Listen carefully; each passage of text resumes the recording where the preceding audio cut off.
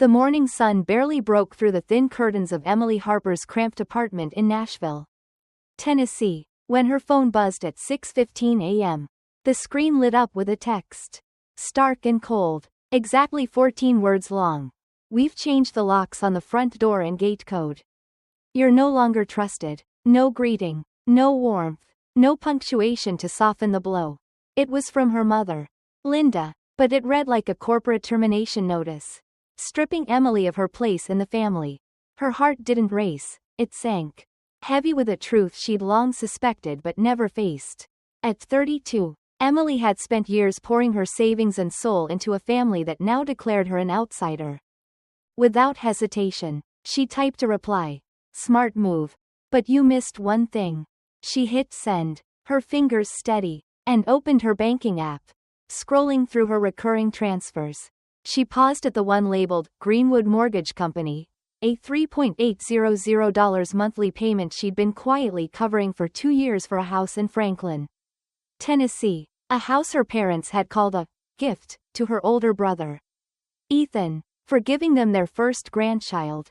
Emily clicked cancel. The action was simple, but it severed the final tether to a family that had taken her for granted. In that moment, she wasn't just stopping a payment, she was reclaiming her life. The house wasn't just a financial burden. It was a symbol of Emily's silent sacrifices. She could still hear her father, Robert, announcing the deed transfer to Ethan 3 years ago at a family barbecue. His voice boomed with pride. Like he was handing out a trophy. Ethan's building this family's legacy. You, Emily, just work and save. That's not what binds us. She'd smiled then, a reflex honed over years to mask the sting. She didn't mention that she'd paid the $65 down payment. That the mortgage was in her name because her parents' credit scores were underwater. Or that every time the furnace broke, the roof leaked, or the property taxes spiked, she was the one who called contractors, signed checks, and paid in silence, because, at 29, she believed that's what daughters did, give until it hurt, hoping one day they'd see her as more than a safety net. But the house was only part of it. Emily had bailed out her younger sister, Chloe, 27, time and again. 3 times, she'd cleared Chloe's credit card debt. Once after a $4 online shopping spree. Once when Chloe got fired from a coffee shop for chronic tardiness. And once when she pleaded, "If you don't help, I'll lose my apartment." Each time, Emily wired the money without demanding repayment, without asking for a receipt. She'd also covered a $2,100 car repair when Chloe's brakes failed on I-65. And for 3 years, she'd sent $800 monthly for Chloe's son's preschool fees, a temporary advance that never ended.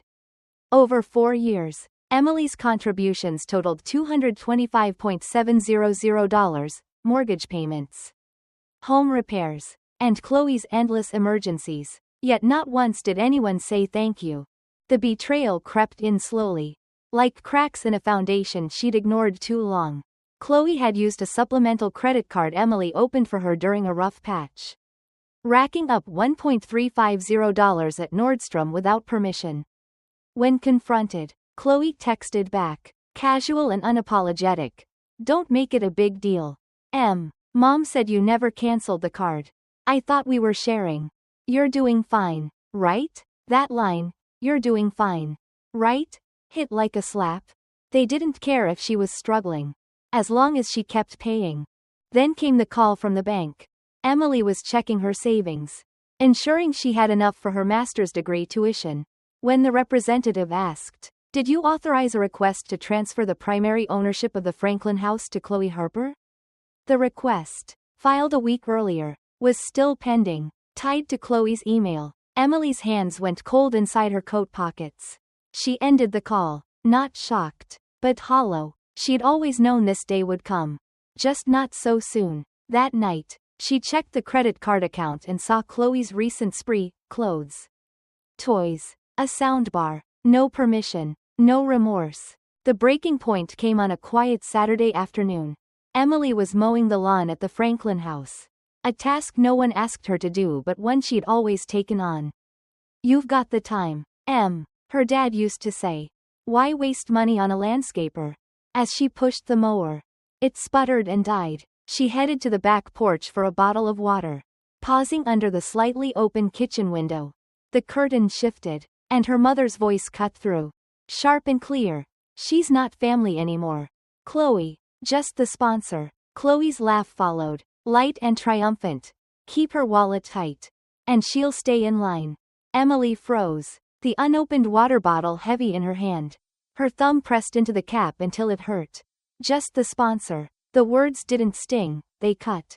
Deep and clean, exposing a truth she'd felt but never heard spoken. She didn't storm inside. She didn't confront them. She walked back to her car, drove to her apartment, and sat in the dark. The city lights flickering outside. The question haunted her. How long have I built my life around people who don't see me as theirs? 4 years. Or my whole life? She didn't cry. She didn't scream. Instead, she opened her laptop and began compiling evidence, every email, invoice, bank statement, and receipt. The $65 down payment.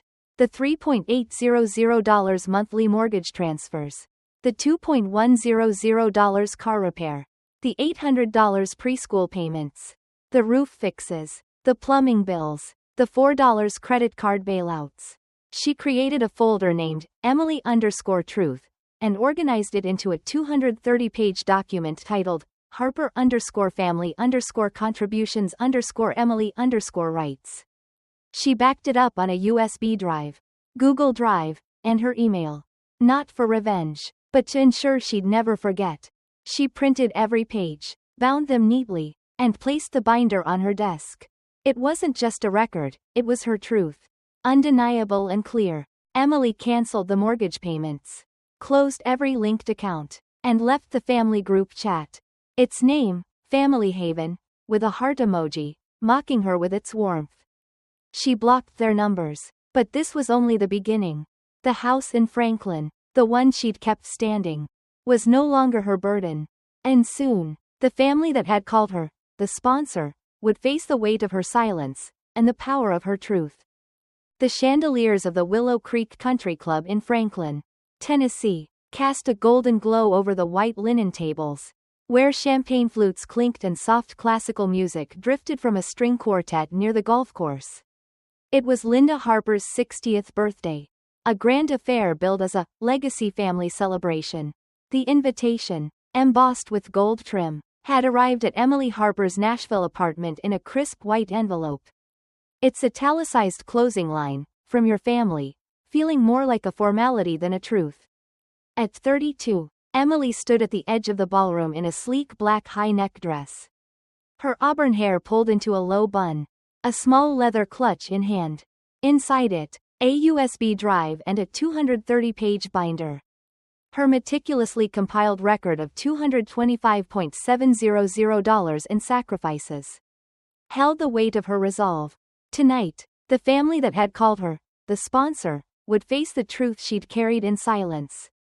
Emily arrived precisely at 7 p.m., her heels clicking softly on the polished hardwood floor. The room buzzed with relatives in emerald and white attire, their laughter mingling with the clatter of silverware.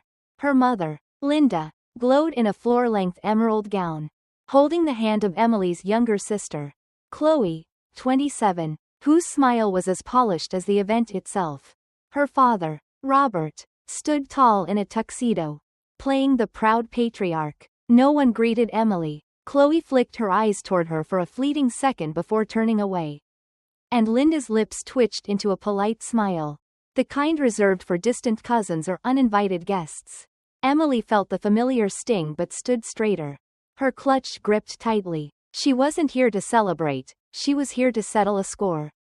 The speeches began after the appetizers, with Chloe taking the stage first. Her voice was warm, practiced, as she spoke of sacrifice, blood ties, and the unbreakable love of family. "The home we're preserving isn't just bricks and mortar," she said, her eyes glistening for effect. "It's a symbol of the trust and love passed down from our mother, who taught us what family means." The room erupted in polite applause. Glasses raised in agreement. Emily's stomach churned, but her face remained calm. As Linda approached the microphone, ready to bask in the adoration. Emily moved silently to the presentation laptop near the stage. She plugged in the USB drive. Her movements deliberate, unnoticed in the dim light. The projector screen flickered to life. And bold black and white text appeared. Financial summary. Emily Harper's contributions. 2018 to 2023. The murmurs stopped. Heads turned. Emily stepped into the spotlight. Her voice clear and steady, cutting through the silence like a blade. If tonight is about honoring family legacy, then let me share mine. She pressed play. The ceiling speakers crackled, and Linda's voice echoed through the room. Sharp and unmistakable. She's not family anymore. Chloe, just the sponsor. A collective gasp rose from the tables. Chloe's face drained of color, her hands clutching the edge of her chair. Linda froze, her emerald gown catching the light as her fingers trembled. Emily continued, unfazed. As the next slide appeared, a detailed breakdown of $225,700 in expenses. $65 for the house down payment. $3,800 monthly mortgage payments for 2 years. $4 in credit card bailouts for Chloe. $2,100 for car repairs. $800 monthly for preschool fees. And countless home repairs, each line itemized with dates, transaction IDs, and receipts. Screenshots from the family group chat followed, with captions like, Big Sister Energy, pay now. Don't ask, and Chloe's casual, you're doing fine. Right? After her unauthorized $1,350 Nordstrom spree. Emily turned to her mother and sister. Her voice soft but unyielding. If the house belongs to Chloe, then this isn't a gift. It's an invoice. She pulled the 230-page binder from her clutch and placed it on the gift table. Its clear plastic cover gleaming next to a champagne bottle and a stack of birthday cards. This is what I sacrificed. If anyone wants to talk about gratitude, I'm listening. The room was silent, the air thick with shock. Chloe shot to her feet. Her voice shrill. Are you insane, Emily? You're turning Mom's birthday into a courtroom. Emily didn't flinch. Not a courtroom, she said evenly. Just the first time I've told the truth. The silence stretched, heavy and uncomfortable. An elderly aunt nodded faintly in Emily's direction. A rare gesture of acknowledgement. Whispers rippled through the crowd. And a child's cry broke the tension. Emily didn't wait for more. She turned and walked toward the glass doors. Her steps measured, the binder left behind like a final statement. Through the reflection, she saw Linda frozen on stage. The spotlight casting a green glow over a face that could no longer hold its practiced smile. Emily thought that would be the end, clean. Final. No apology needed. But as she passed the wine bar near the side exit, a voice cut through the room. Sharp and commanding, like a string snapping taut. I have something to say. Every head turned. Emily stopped, her breath catching. It was her grandfather, George Harper, 78. Standing at the entrance. No tuxedo, no bow tie, just a slate gray suit. Cuffs crisp, his weathered face set with unwavering resolve. Emily hadn't expected him, after refusing to sign over his trust to her parents years ago. George had retreated to a modest cabin by Percy Priest Lake, a place no one in the family bothered to visit. Yet here he was, striding to the stage with the authority of someone who'd waited too long to speak. He picked up the microphone, his voice low but resonant. I once thought silence preserved dignity in a family built on lies. But tonight, I see silence saves no one. The room went still. Linda, Robert, he said, his gaze locking onto Emily's parents. You raised a thief and a coward. Chloe gasped, collapsing into her chair. Linda's hand flew to her chest, as if to shield herself from the words. Robert opened his mouth, but George raised a hand, silencing him. That's too kind for what you've done. He turned to Emily, his eyes softening, not with pity but with recognition. Emily, you've carried enough. This family never deserved you. But you've earned my trust by holding your silence until now. From his jacket, he pulled a folded document, its red notary seal catching the light. This is the revised Harper Trust Agreement. I signed it last week. Chloe's name is gone. Emily, you now hold full control. Gasps erupted. Linda lunged forward, reaching for the paper, but George turned away, his gaze sweeping the crowd. Want a legacy? Build your own. No one clapped. No one protested. Chloe's anger dissolved into panic. Her hands shaking, Linda stood motionless, her illusions crumbling. Emily met her grandfather's eyes and nodded once. A quiet acknowledgement. He set the microphone down and walked off the stage, his steps as steady as his words. Emily turned and left through the side door, the document in her hand, the weight of years lifting from her shoulders. She didn't look back. The next morning, her phone buzzed with 42 unread messages. By noon, it was 85. Linda's was first. You destroyed our family's name on my birthday. Are you proud? Robert's was curt. Your mother's right. You're not one of us. Don't expect a cent. Chloe stayed silent, but her Instagram story, a black heart with the caption, "Some hurt others to feel strong," gained hundreds of likes and comments. Stay strong. Chloe, family over money. None of them knew about the binder, the audio, or the $225,700 Emily had poured into their lives. She didn't respond. Instead, she sat in her apartment, jazz playing softly, and checked her backups, every file, every receipt, safe on 4 drives. 2 days later, an email arrived from a law firm. James.Klein@10legalgroup.com. Subject line: Confidential settlement proposal.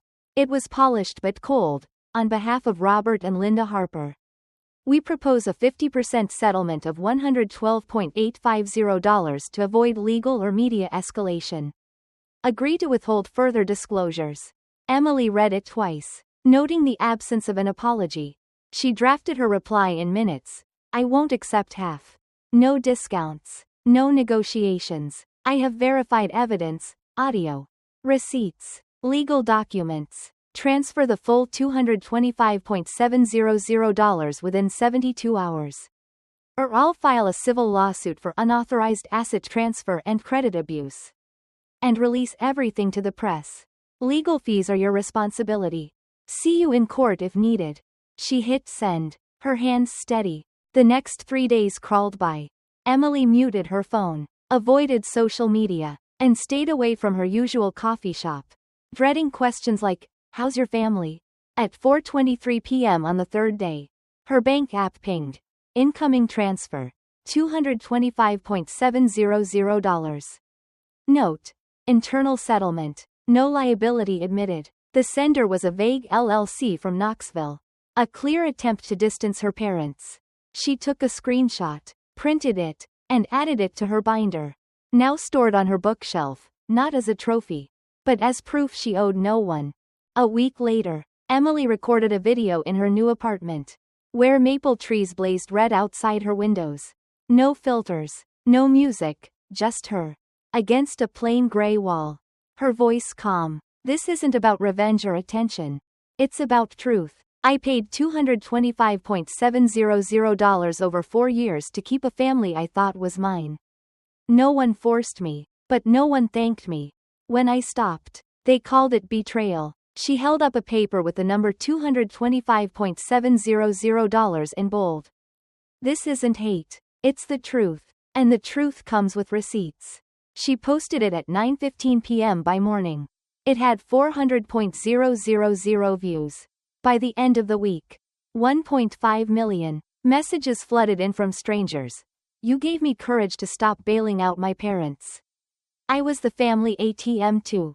I'm done. A therapist shared the video, calling it a lesson in boundaries. Someone mailed her a watercolor print. Kindness isn't an obligation. Her family sent no apologies, no outreach. But the silence wasn't empty, it was clean. Emily's life became simple: morning coffee, watering her plants, walks to the corner market. No urgent texts, no demands for a little help. She kept their numbers but turned off notifications. Do you feel lighter? A friend asked. Emily paused. Not lighter, clearer. She wasn't waiting for love from people who never gave it. She wasn't hoping they'd change. She'd stopped calling it family. Her story wasn't about vengeance. It was about breaking a cycle, choosing herself, and living free.